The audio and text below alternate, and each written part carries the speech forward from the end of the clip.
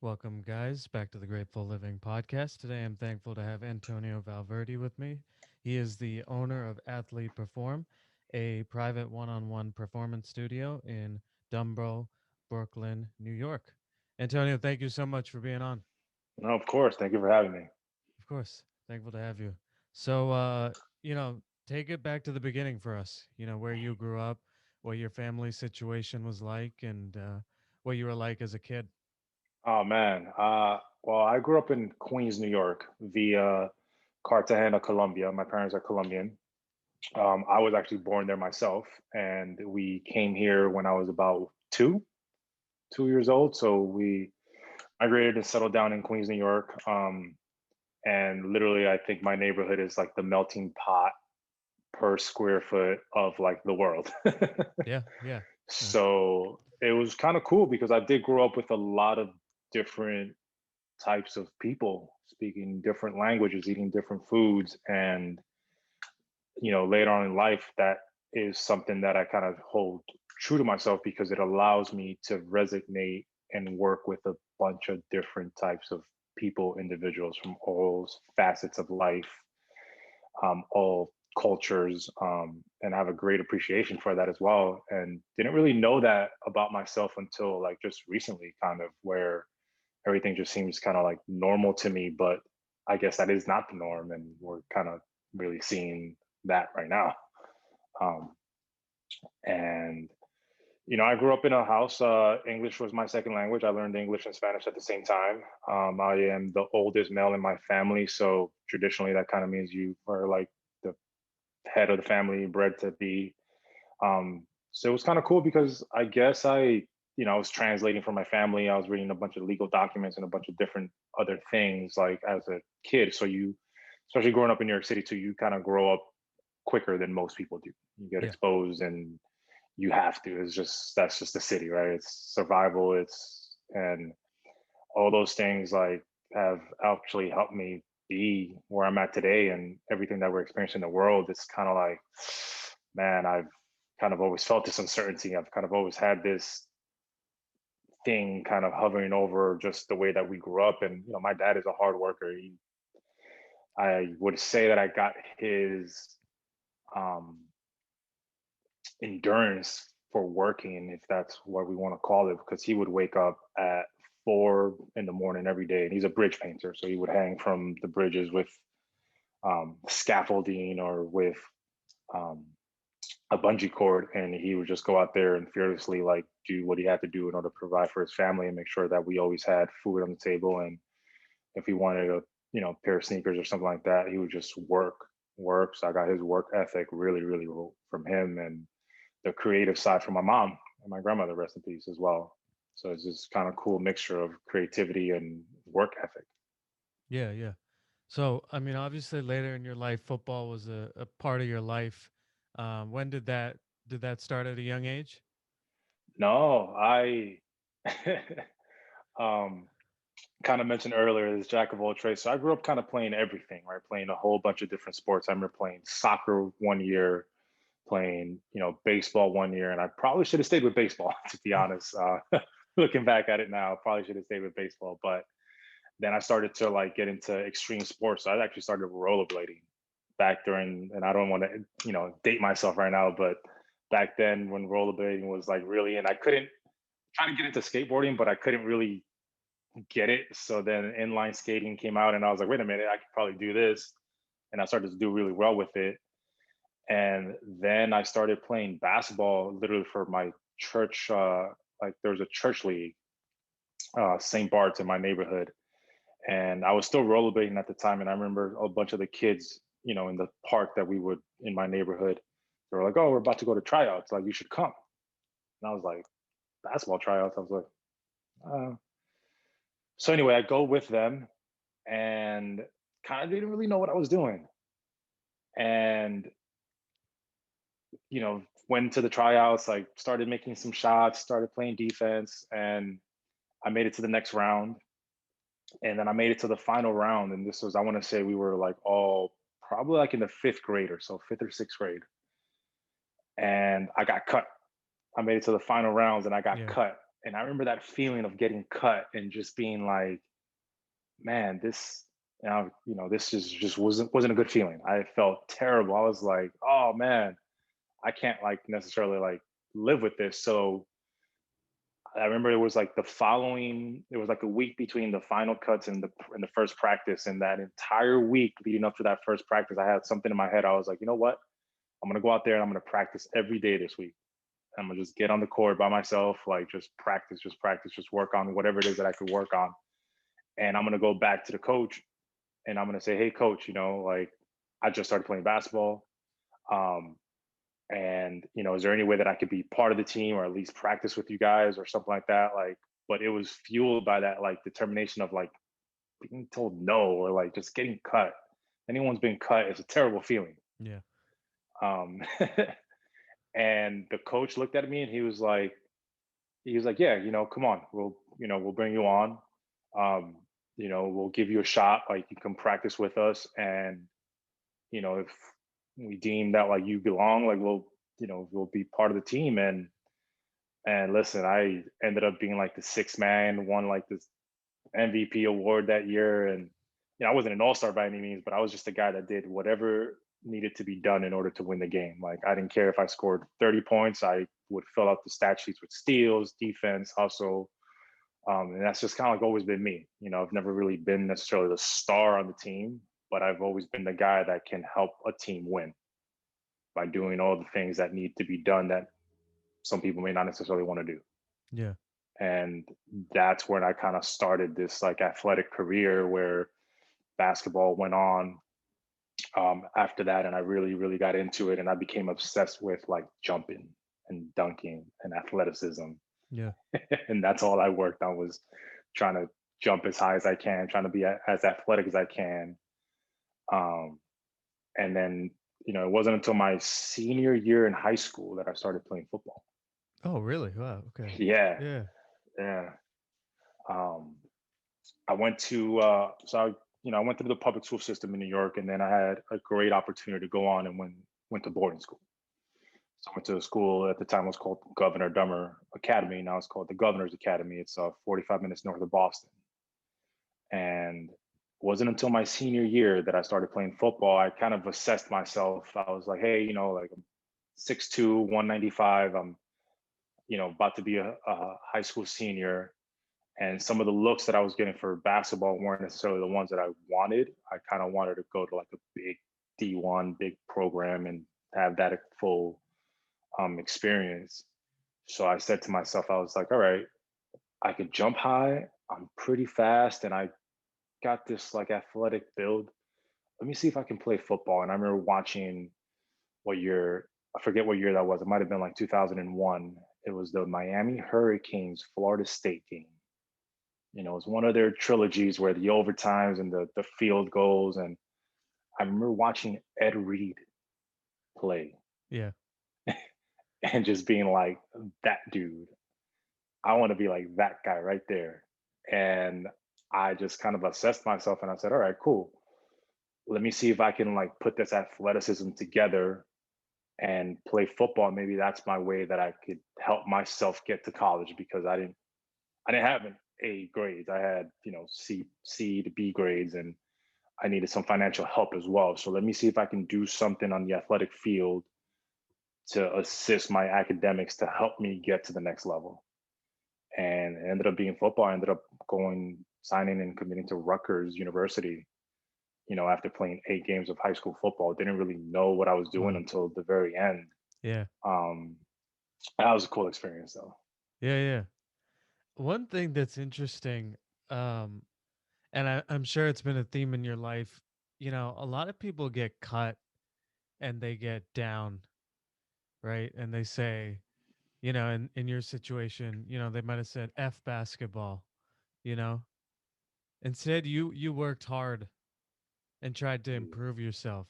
How did you have the self-awareness at that young age to turn your not a failure, but to turn the rejection into let me improve myself instead of being down on myself? Well, I mean, growing up, nothing was given to you. Nothing was given to us. Everything we had to work for, and everything that we had is because I saw my father work. And coming from a different country and settling into the to the states and everything like that, it wasn't just kind of like everything was just given to you. So I I had this pride, and I kind of always knew that it was like, okay, if I want anything, I have to go out and work for it. I gotta work harder than the person next to me that you know is also working. And like, you do have two choices. You have multiple choices, but you kind of really just have two choices whenever you get hit with a roadblock, right? You either turn back, you either stop, or you adjust and try to find a way around it and pivot. And I always believe that, like, we always end up where we're supposed to, through my faith in God. And but at the same time, he also gives us the free choice and will most of the time to make our choices. And I've never felt bad about making a choice and a pivot. I've only felt worse about not making the choice, right? And staying where either I was or going back. But I've never felt bad about turning the corner, pivoting, or continuing on. It's like it usually just leads you to the point where you're either supposed to be, where you didn't think you were going to end up. Because like I said, I wanted to go play basketball in college. It wasn't football. And had I not tried out for the football team, then I don't know where things might have led me. If it wasn't for that opportunity that I did get from Coach Graciano, who one like Saturday morning, or one he called me and I was in the dorm. And, we were in the common room, and I get a call, and one of the guys said, "Hey, Antonio, you have a call, like Rutgers." And I was like, "Oh." And I went over to, "Hey, coach," and he was like, "Hey, man, what's going on? How you doing? How you feeling?" I'm like, "Oh, I'm great, coach." He's like, "You ready to be a Scarlet Knight?" And I was like, "Oh shit!" And we just running through the dorm, because that to me was like, "Wow, I have an opportunity to go to college now." So if I had like stopped doing one of those things, or not pivoted, then I don't know where I would have been today. I'm curious, and I'm sure you deal with it with the maybe some of the high school and college kids that you work with, but a lot of kids, if they get cut, they're not going to put in the work to get better because they fear failing again, right? They fear getting cut again. And No. I'm curious if you have, I'm sure you see it with the athletes you work with, but what was your mind? I mean, did you even think about, okay, if I work hard in basketball, but I might get end up getting cut again? Like, did you think about that or Not initially. okay? And I don't know if that's, kind of like the dreamer in me, but not initially. I didn't think that I was going to get cut. And maybe that was the difference, right? If I had thought about the possibility of getting cut a second time, then my body would have, and mentally and emotionally and, physiologically, would have probably been like, I don't want to feel this again. So let me avoid any sort of feeling that I don't want ahead of time. But I didn't think about it. And then later on in life, after like my football career, I didn't really play a whole lot at Boston College, but I got a chance to be around some great guys, meet some amazing friends that I still have to this day, my BC brothers, and also got a chance to kind of learn from the coaches. If you're not in the game, you're actually kind of learning how to coach if you're on the sidelines, and all of the discipline that it takes to be part of the team, all of the experience that it takes to go through this and give up a lot of your time and be disciplined is all things of my character. But I went off after college, and I tried to see if I can get myself into the pros somehow. It was a long shot by anyone's standards and means, but again, it's the same thing, right? It's like, what do I have to lose by training, by working out, and by going out there and just performing? I'm either going to do it or I'm not. And within that process of that itself, that's where I learned a lot of the things that I learned today, which I coach. I got a chance to train with some amazing coaches, for my pro day and beyond. I got a chance to spend some great time with some of my best friends who were NFL players, who helped me learned the game that I didn't learn before because I kind of started a little bit later. And all those experiences led me to like my career path. It wasn't, I thought I was going to maybe go pro, but it was a long shot. I knew I understood at that point, a year old, I knew that it was a long shot, but I didn't think about the possibility of like, hey, if this doesn't work out, I'm going to feel bad. It was more like, I know that this is a long shot, but if I don't try, I'm going to regret not trying more than, someone telling me no. Yeah. Yeah. And Yeah. No, that's great. That's a great mindset.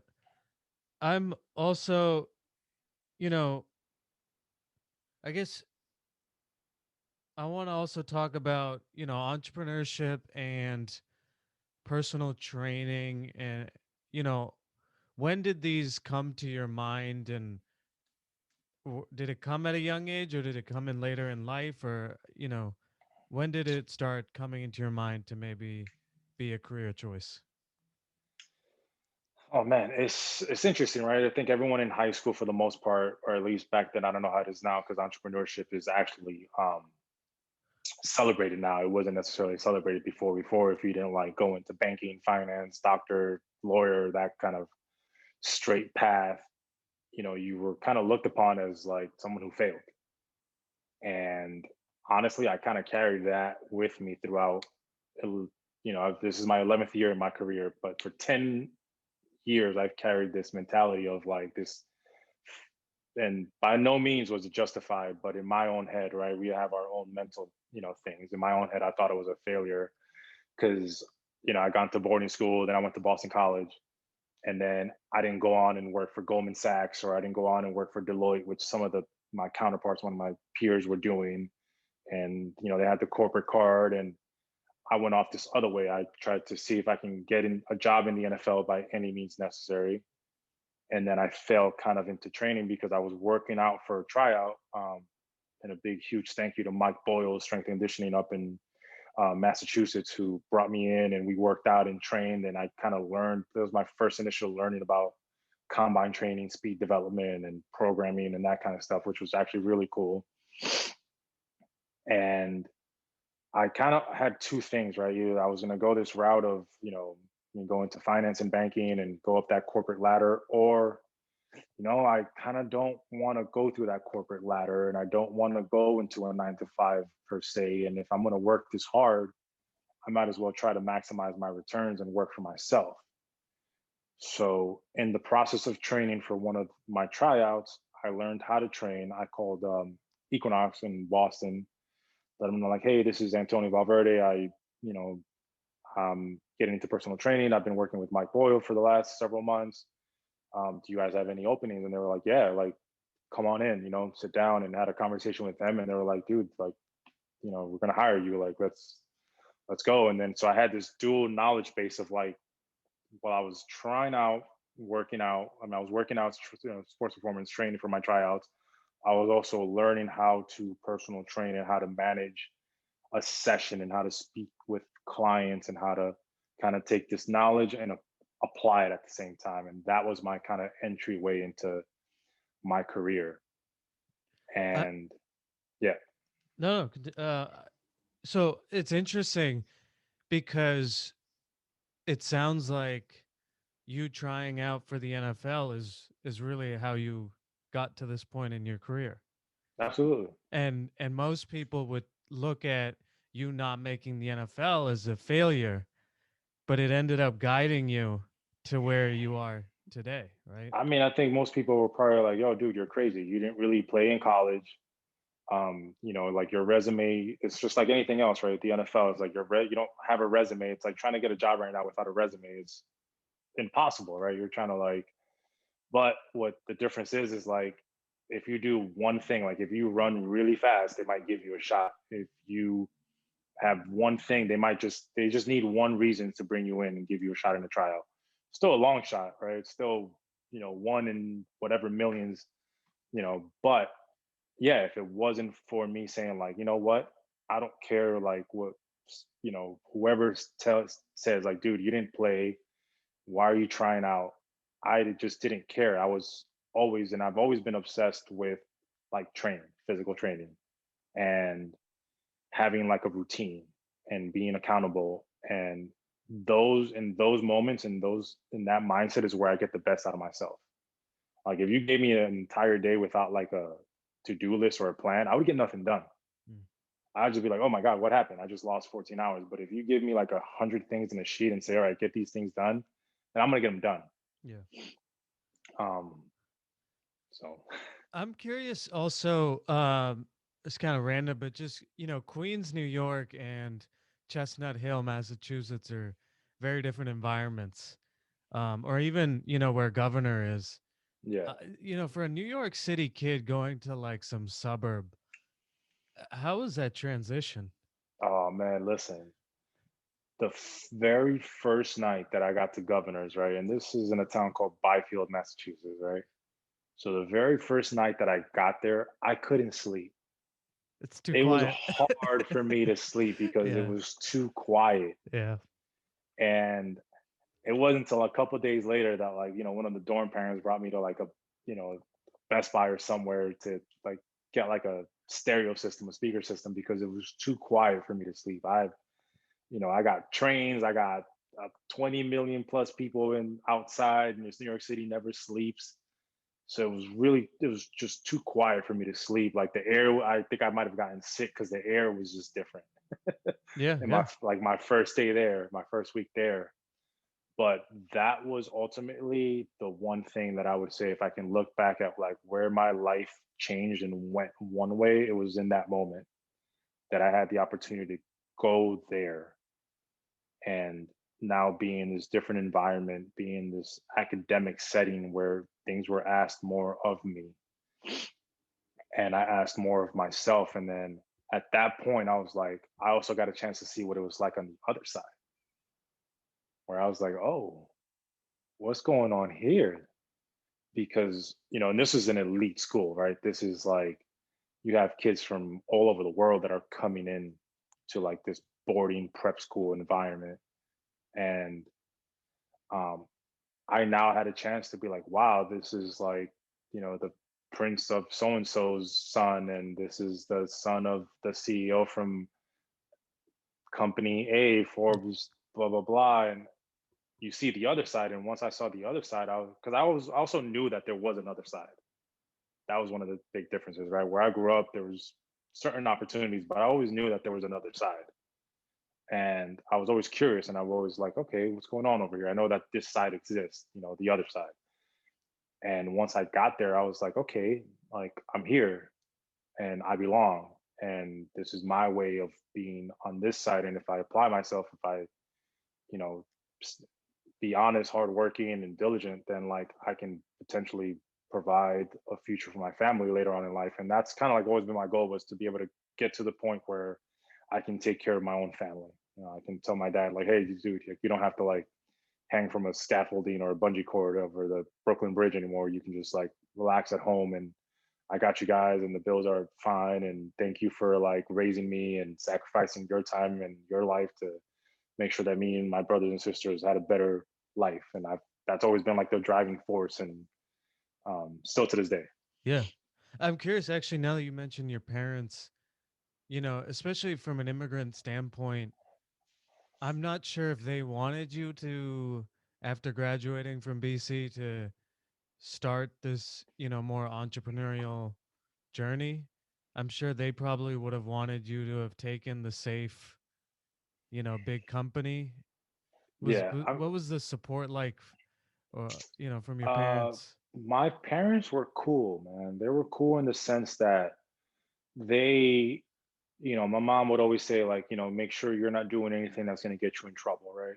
And I personally had a thing within myself that was like, hey, I don't want to do anything that's going to like eventually cause my mom any pain or hurtfulness. Or so I kind of, I had people in my neighborhood that I grew up with that did what they did. And I wasn't a saint by all means, but I also knew where my line was. I knew when it was time to like, you know what, I'm going to turn around and go home.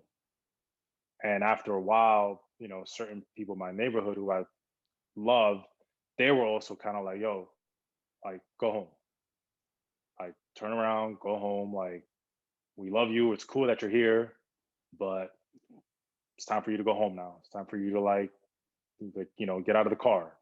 And you might have heard these kind of like connotations and these things in on TV or through other people's lives where it's like, you have people that are like start to care about you in your own neighborhood because now you have an opportunity to get out, to To make it better out and yourself. Yeah. to better yourself. And they're like, you can stay here if you want, but like we don't want you here. And it's not that we don't love you, is that we do love you, and like go home and go get better. And now, especially when I went to boarding school, that was a point where everyone was like, oh shit, excuse me, I don't or like, oh snap. Yeah. They were like, oh snap, like, no dude, like you're in boarding school now, like you're prep, like go home, go play your sports, like go to college, like go do your thing and come back, and we're all still going to be here, we're all still going to support you, and like, but go home. um so my family, my mom and my parents, they weren't as heavy on me about like go get this job and do this thing. They were more like, don't be a bad person, Yeah. right? Don't be a bad kid. And I personally think that is, for me personally, it's not hard to be a good person. Right? It's like I kind of say these things all the time. They're simple. It's like, if you find a wallet, like pick it up and see if it belongs to anybody, and or return it, right? If there's someone that needs a seat on the train because you're clearly in a better shape form to stand up, then offer your seat. And if someone needs help carrying the groceries, like offer to help. It's really simple. They make sense in my head, and hopefully they Yeah. make sense to some people. But um, they've been supportive of all of my career choices, both mentally and financially at times where I'm like, hey, I got this big idea and I think this is the one, I think this is the thing. And they've always been there, like I've gone and left home plenty of times and lived in the West Coast and traveled around the world. And they've always kept a bed, and a room in there for me. And they've always opened their doors every time I come back, or every time that something didn't necessarily work out, or I moved from coast to coast. And they've been really, really supportive in that way, still to this day. Yeah. That's awesome. So I want to get more into, your business and things of that nature. And, so I really want to make this valuable for someone Yeah. out there who's maybe in high school, college, or is a working professional now and wants to get to where you are, right? Um, so maybe talk to us about, you graduate from BC, you try out for the NFL, and then I guess the first move you made was working for Equinox. Yeah.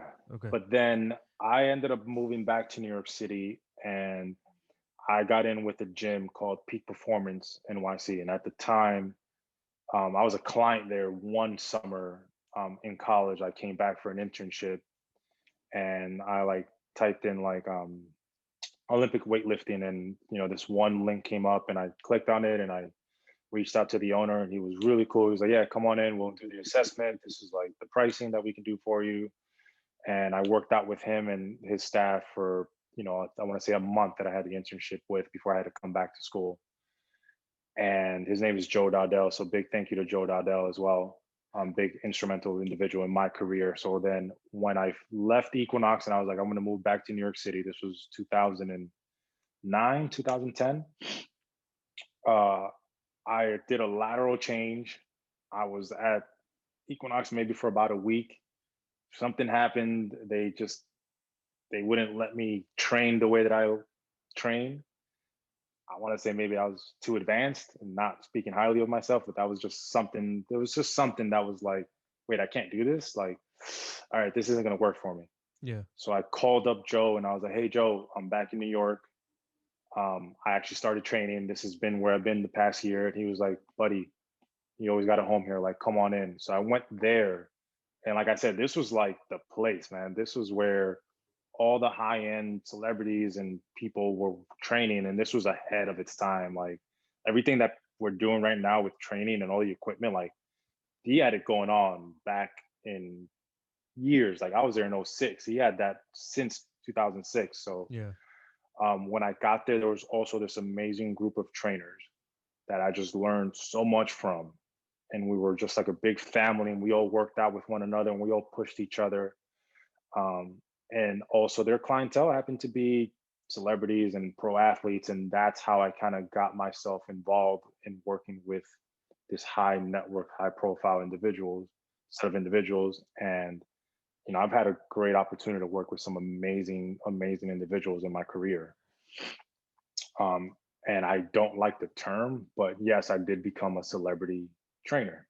Like, I've traveled the world with some clients. I've been on movie sets. I've been, on tour with several different musical clients, and had this just like amazing experience throughout 10 years, of which, like I've mentioned before, I thought it was a failure because I thought that I was supposed to go down this path of Goldman Sachs and X, Y, and Z. And this entire time I wasn't appreciating what I was doing and giving myself the credit for being where I was and being in the rooms that I was in and working with the individuals that I was working with until about a year ago. Yeah. What was I guess if you were to give advice to someone starting out today, what would you tell them to start doing, or what would your advice be? I would say to try to find more opportunities to get yourself on a gym floor, talking to clients, talking to athletes, because a lot of professionals spend a lot of time, studying and increasing their knowledge base of what it is that we're asked to do, but then they might not necessarily work on how to portray that information and how to get the buy-in. And the buy-in is when now the client, the athlete, is now buying into who you are, your knowledge base, your information, the trust, and try to gain that trust. So, as much as the studying is important, also don't neglect the application. And as I've actually learned 10 years later, also take yourself seriously as a business. I think that's where I personally failed.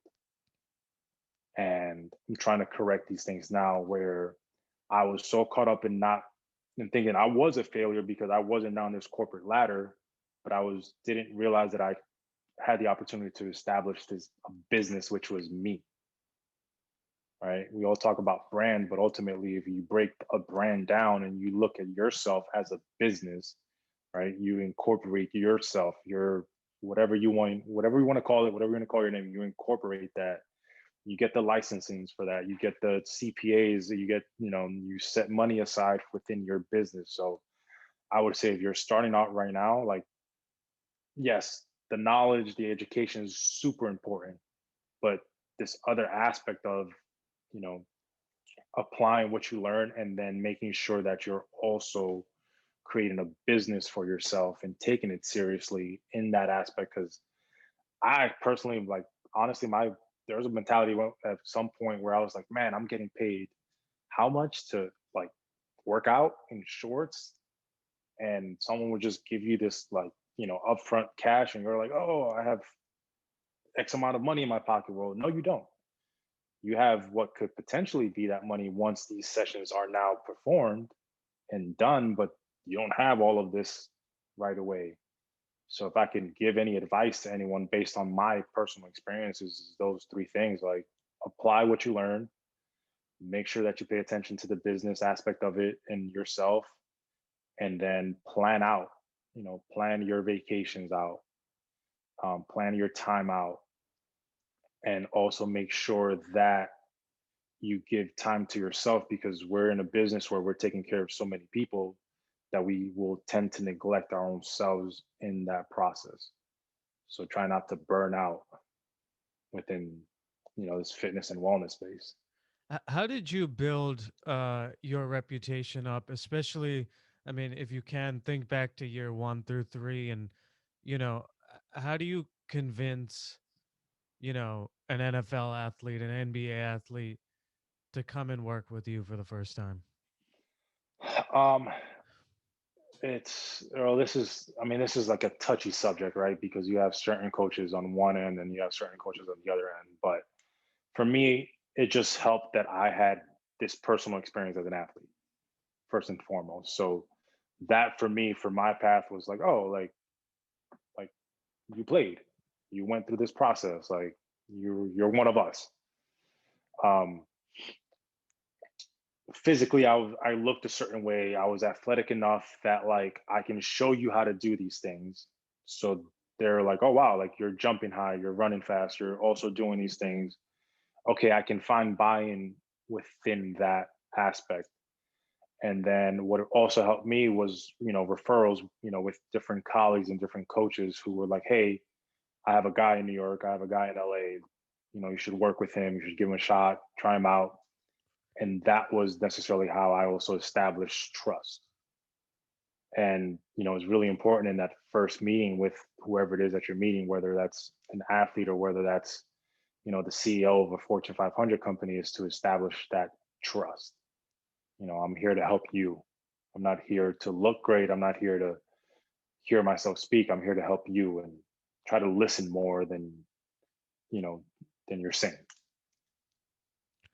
How do you ever I'm curious, do you ever get like starstruck and like have is it hard for you to like focus ever? uh Man, this is not really. It's kind of funny though. It's like I worked with someone, a big tech person that everybody knows. I'm not going to mention his name. And I didn't know who he was for the first couple of weeks in our training sessions. I worked with some of his colleagues, and then they're like, "Hey, so and so is going to come in. Like, do you mind? Can you fit him in? Can you?" Yeah, sure.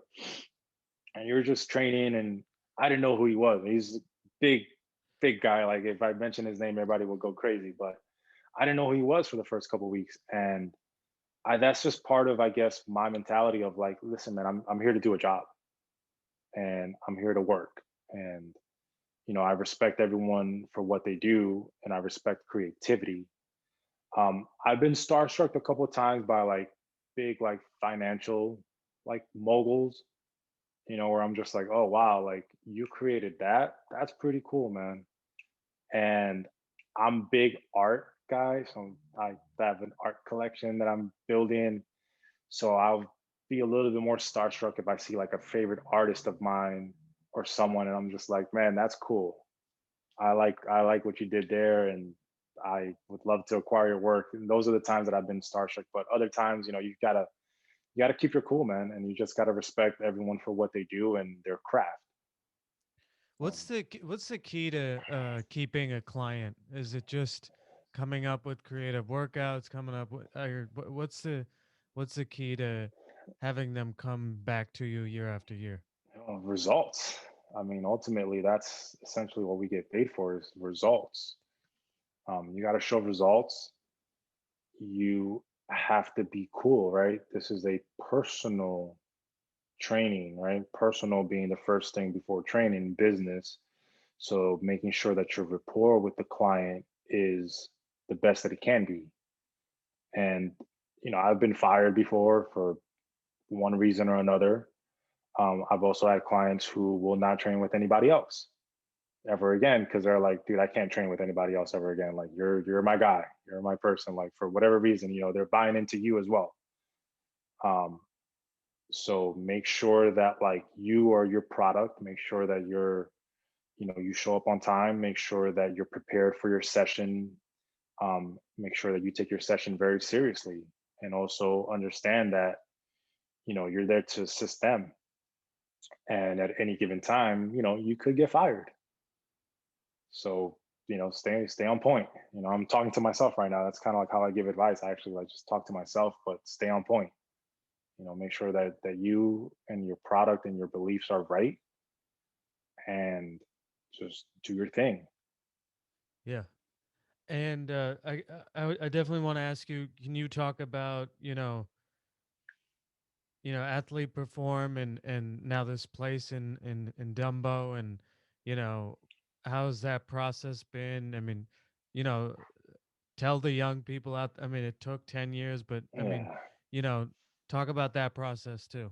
Oh man, it's crazy because ever since I started, like I want to say maybe into like year three, I've always been like, oh, I want to have my own facility. I want to have my own thing, and like I want to set it up this way, and I want to do this, do that. And for so many years, I actually tried. I like wrote business plans, I have Excel sheets, I've talked to investors, clients of mine who were like, I want to invest in you. Um, and for one reason or another, like it just never came to fruition. It didn't happen.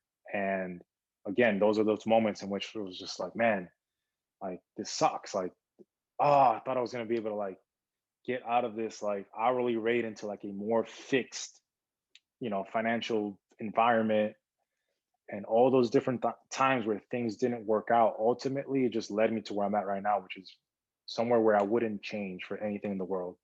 It like ultimately led me to finding my soulmate and being with the person that I love the most in this world and has helped me so much. So I wouldn't change anything because ultimately everything that I've chosen and done has led me to her.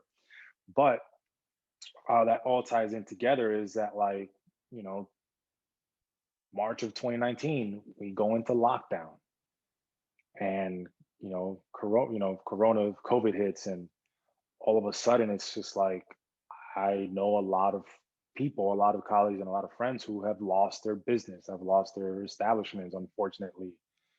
And all those times that I wish I would have been like, hey, I wish I would have had this like, facility or this thing would have worked out, it would have possibly crashed because of the uncertainties that had occurred. But just like with anything else, when something doesn't work out, there's always opportunities and there's creativity.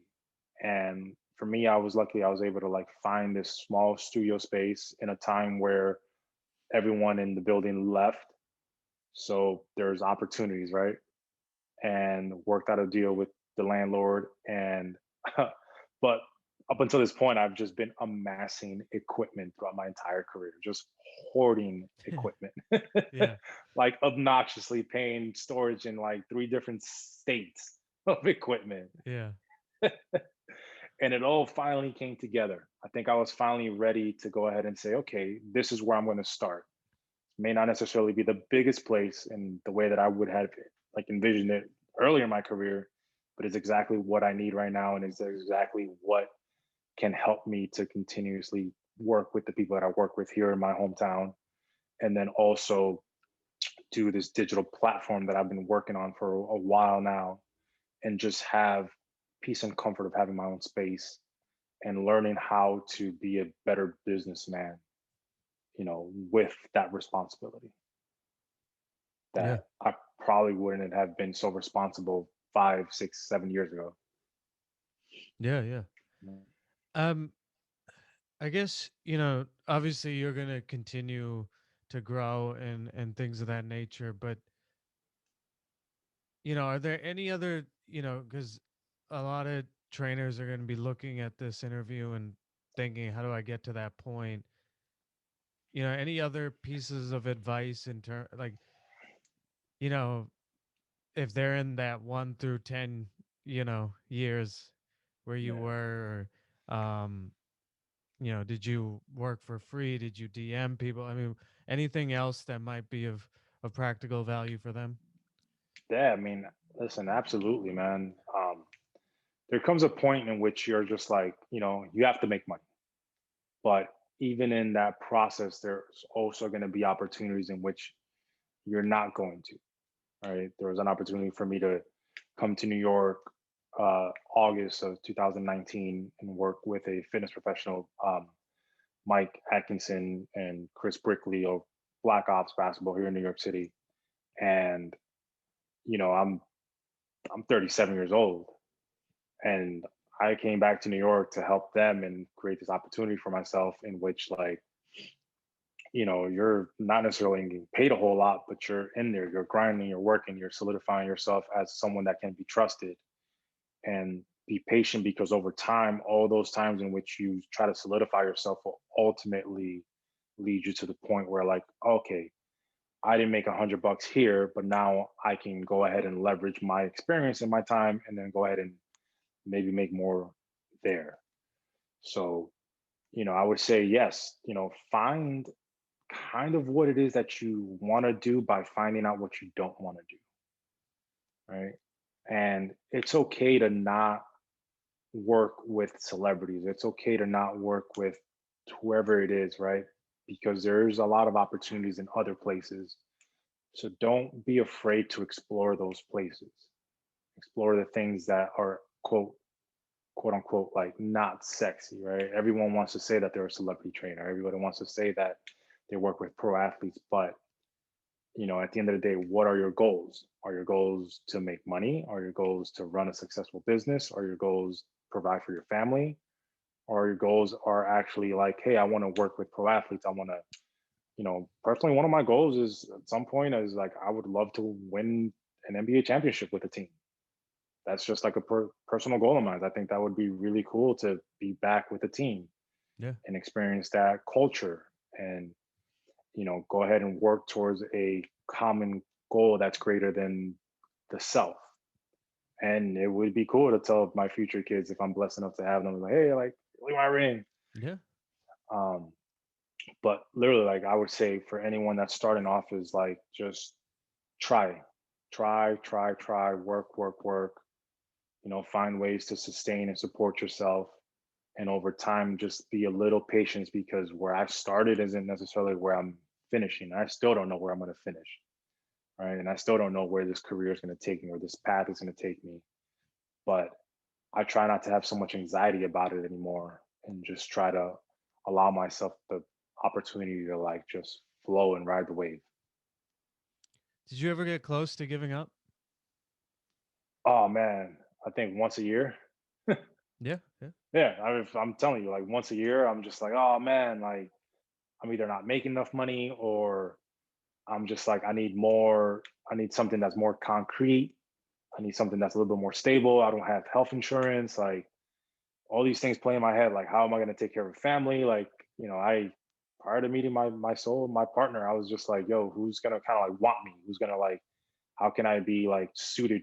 How can I present myself to anyone if I don't have health insurance, if I don't have savings, if I don't have this that, and she was the amazing person that was like, well, you're amazing in these other ways and all this other stuff we can clear up. We can get you a banker, we can get you a CPA, we can get you a savings account. We'll deal with that. But like you're amazing, you're great. Like, but yeah, like once a year, man, I would be like, oh man, I don't know if I'm gonna do this. Like, should I go and be a cop? Like, should I go and try out for and apply to corporate job this and go through that thing? And um yes, I mean it's something that plays with me.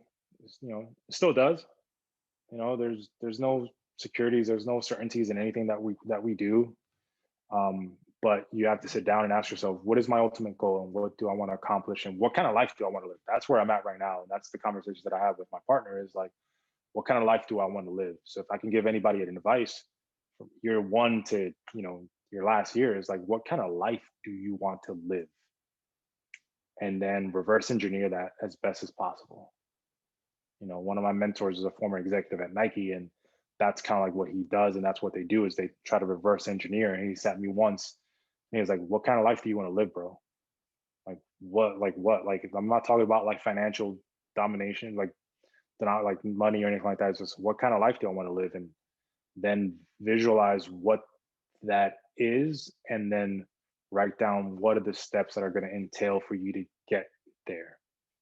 And just break it down piece by piece, right? So, like I've always wanted to be a family man and finally find my partner. Okay, I found my person. Now I'd love to be a father at some point. Like I'm the total dad, dude. Total dad. Like Yeah. um I'm like a dad to so many people. Is Yeah. um and it's like, okay, what does that mean? And where do I want to live? And what does that entail? And then okay, like I asked my partner once, like, hey, like in order for us to live this life, like what is it that we kind of need to be able to do combined in order to, make that happen for ourselves? Like I love a Ferrari, but I don't need one. I'd rather take a Jeep, right? Luckily my partner feels the same way. So like, okay, well, I guess I don't need X amount in order to live that life because if I don't want a Ferrari, then I don't need X amount. If I want a Jeep, then okay, cool, I can do that. So now what do I need to do in order to do that? Like, do I need a 10-bedroom house, mansion? No, I don't necessarily need that. So those aren't my goals. So then I don't have to, I can now write down what are my goals in order to get to where I need to get to and be able to like obtain something that I want to obtain. and not focus on what anybody else is doing, but just focus on what I'm doing. Yeah.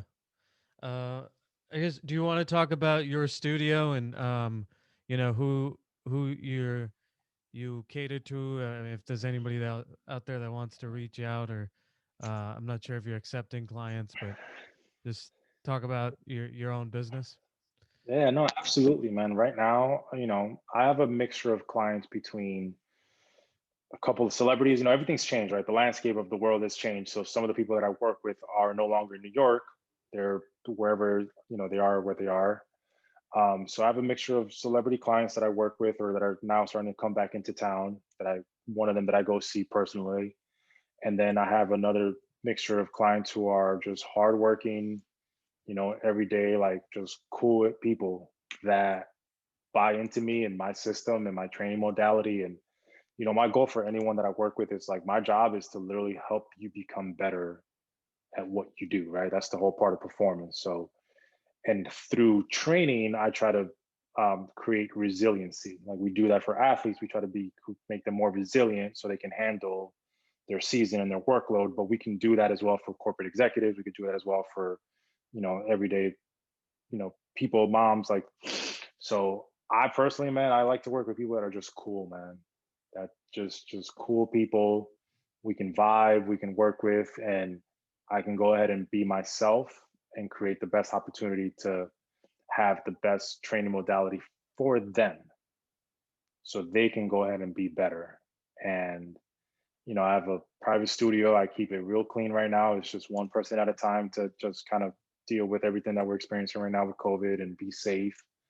And just provide like a nice sanctuary that's between like a dojo and a sports performance facility. And that's just kind of like the vibe. I play some binaural beats in the background sometimes for my clients, and I set, different goals and then ask them, how can they be better? Always be your best. And how can we do that? And doing this kind of cool, Mr. Miyagi way of like through all of my experiences as a kid growing up until this point of, asking certain questions of how they can be better and then giving them a stimulus with the training. And if they can get stronger, if they can feel better about themselves, and they can ultimately walk out and say, okay, I'm going to go do my thing in my life with my family, with jobs, with whatever it is. And, I'm here to help out. I'm here to help out. So anyone that, is looking for some help, there's a few spots that are left. I'm keeping myself safe, so I'm not taking on a full on roster just for right now. But there's still a couple spots left. So if you're interested, if you're in New York City, if you're in Brooklyn, Dumbo, if you hear this message, definitely reach out. Let's have a conversation and let's see how I can be of best service to you. Yeah. Antonio, we talked about a good amount. Was there something you wanted to talk about that we didn't? Oh man, what was the? I'm asking you a question. Yeah, yeah. What was your best experience at Boston College? Ooh. Ooh, I would say, I mean, definitely one of the best was beating USC in 2014 in football. That was the I was at that game. that yeah, I yeah. was, I was working for the team at the time. okay, nice. I was working for the video coordinator. I can't remember his name um now, but yeah, it was just being in that building for Wells Crowther and you know just unlike your experience, my experience, we weren't that successful in my 4 years. So anytime we that yeah no that was probably yeah, one of my great memories. Yeah. Nice. Yeah, It we was didn't talk about BC a lot, but yeah, I mean, what about it was you? a, it was a great time, man. Honestly, I got a chance to go to college with my best friend who I went to high school with at boarding school, and then childhood friend that I grew up with, and my BC brothers. So it's like, and I transferred in.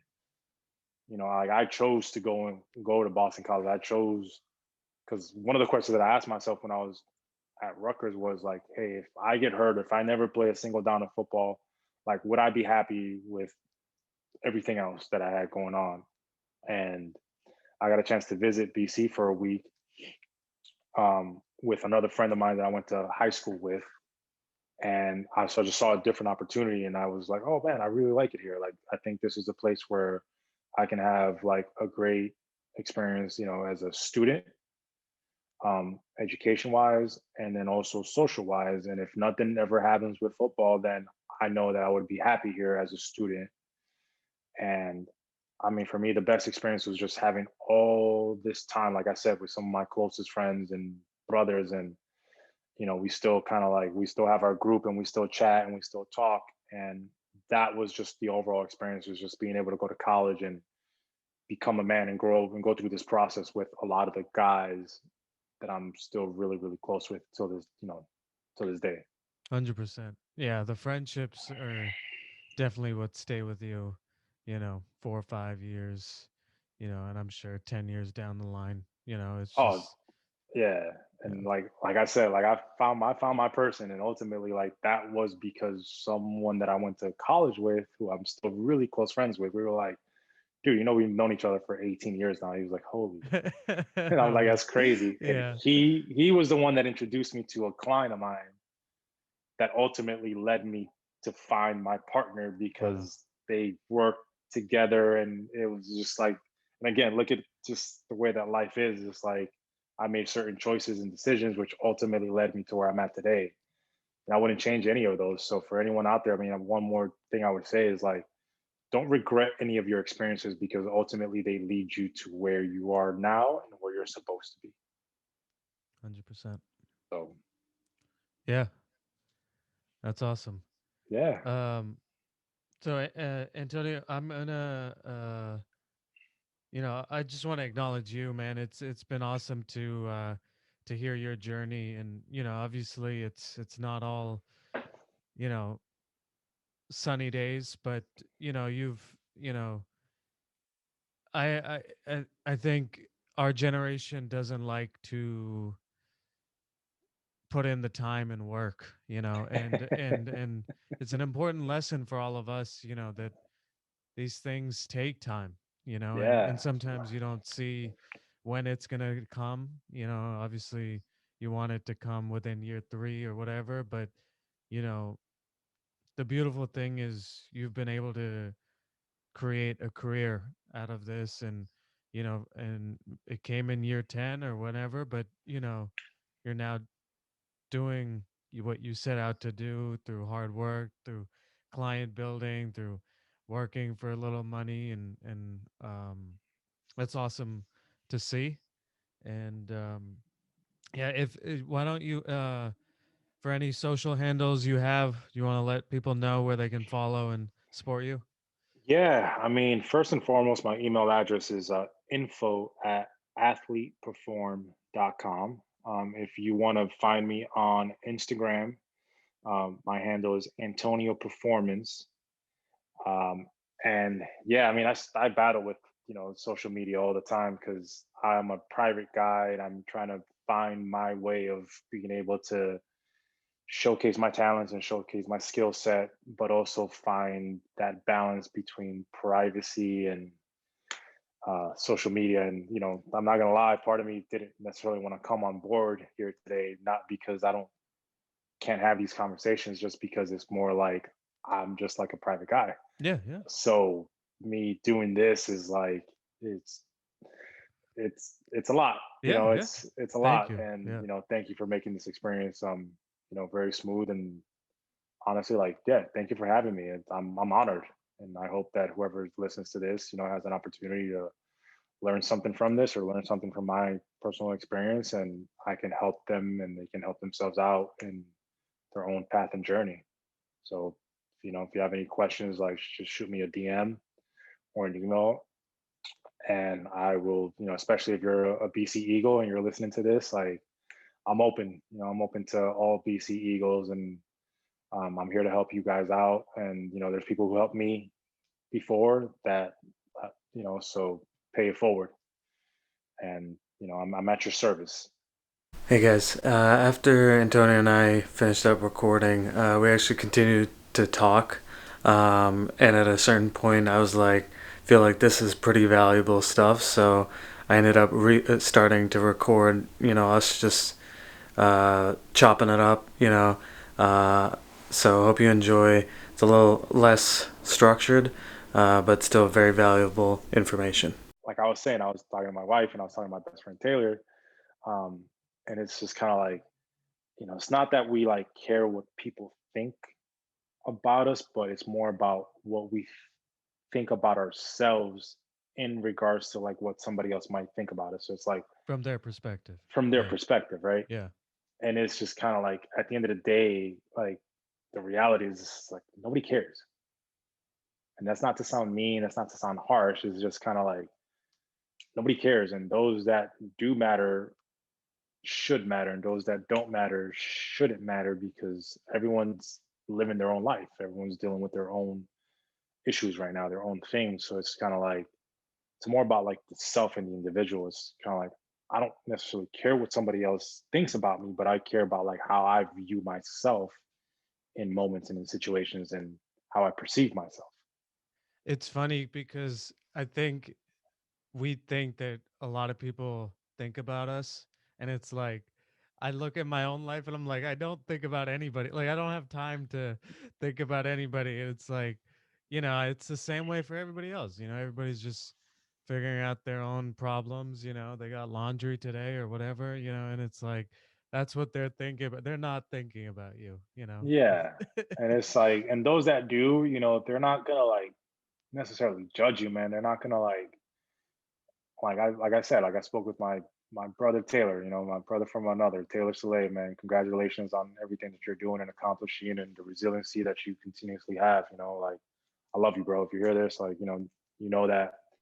And that's ultimately like we have our conversations on a weekly basis. And that's like ultimately like what does matter? Like, I was telling him the only thing that matters right now is obviously my faith in my God and my family, but it's kind of like how does my partner see me? How do they view me? How do they feel about me? And what do I do and what don't I do in order for them to like be proud of me or feel whatever it is that they feel about me? And that's ultimately like what matters. And all these other people that I think they're not paying attention. They're not Yeah. listening to, they'll say hi if something great happens, but they're also just like doing their own thing. And the more and more I tell myself that, the more and more I believe that, then I find freedom Just because live for yourself. yeah, I Yeah. find freedom because my choices are now not made and done in fear, but they're made and done in strength and vulnerability. And that's something that my partner really said to me, the first time we met was I was really vulnerable with her and that was ultimately like what she found and found the strength in. And I was like, oh man, I could have told you something else right now, but I said this thing and I was thinking, you're gonna peace out. I'm just letting you know. And she was like, no. I'm Like, glad you're telling me this. yeah, she was Yeah. like, no, dude, like if anything, that was the moment that I was just like, you're my guy, because other people could have been like, oh yeah, this, I make that, and I got this thing. And I was just more like, man, I just got back to New York. I'm like broke. I put myself in this hole. I'm just trying to get out. I even told her I was like, I need 24 months. She's, I'd be like, no, dude. I mean, but there's a certain aspect that, especially with the people I try to bring on is, going after, you have to respect people that go after their dreams, and All day. yeah, and people respect that, and, at the end of the day, you know, But having I, someone of that character yeah, in your life is a lot better than someone who's decided to, it's everybody's life is their life, but someone who's decided not to go after their dreams, it's a different mindset, you know.